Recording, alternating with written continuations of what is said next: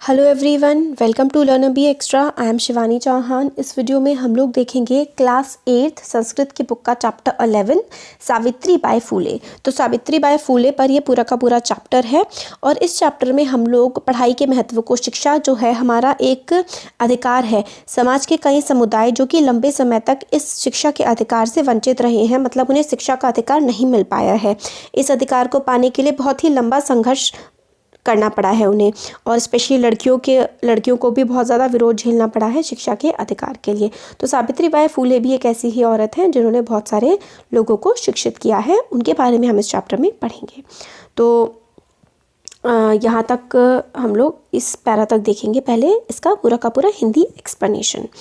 तो इसमें ये बताया गया है कि ऊपर बने हुए चित्र को हमें देखना है। ऊपर ये जो बना हुआ चित्र है इसको देखो। ये चित्र किसी विद्यालय का है। यह सामान्य विद्यालय नहीं है, यह महाराष्ट्र का पहला कन्याओं का विद्यालय है। एक अध्यापिका घर से पुस्तकें लेकर चलती है।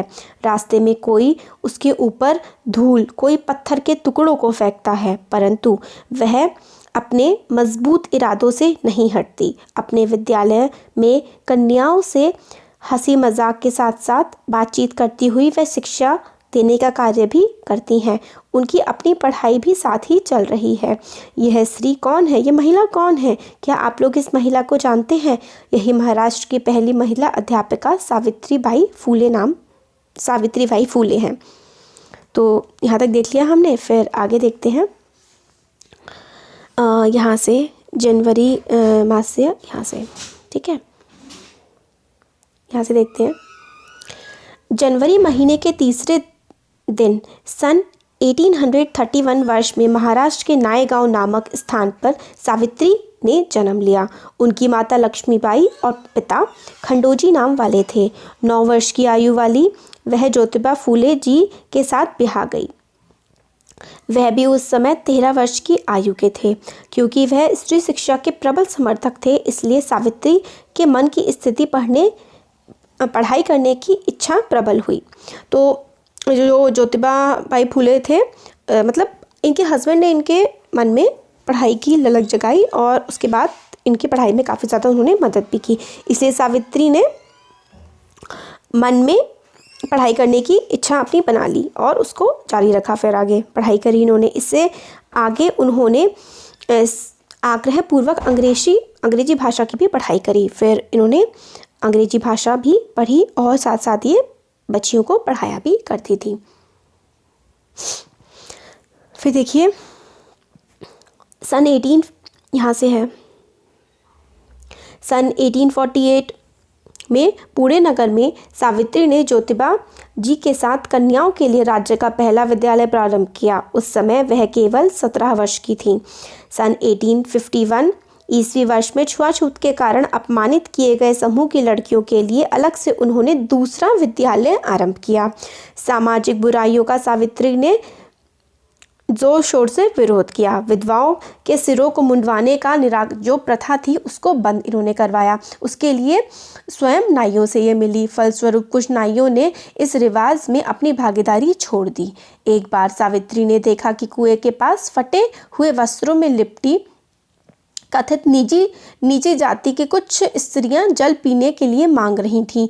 ऊंची जाति की स्त्रियां मजाक करती हुए कुएं से पानी पिलाने को मना कर रही थीं। सावित्री इस अपमान को न सह सकी। वह उन स्त्रियों को अपने घर ले आई और तालाब दिखाकर कहा कि इच्छा अनुसार पानी ले जाओ। यह तालाब सब लोगों के लिए है। यहाँ से जल लेने में जाति का बंधन नहीं है। उन्होंने मनुष्यों की समानता और स्वतंत्रता के पक्ष का समर्थन हमेशा पूरी तरह से किया। फिर आगे बताते हैं। देखिए जो आगे है यहाँ से महिला सेवा मंडल, शिशु हत्या प्रतिबंधक गृह आदि संस्थाओं की स्थापना में फूले दंपति का योगदान महत्वपूर्ण है।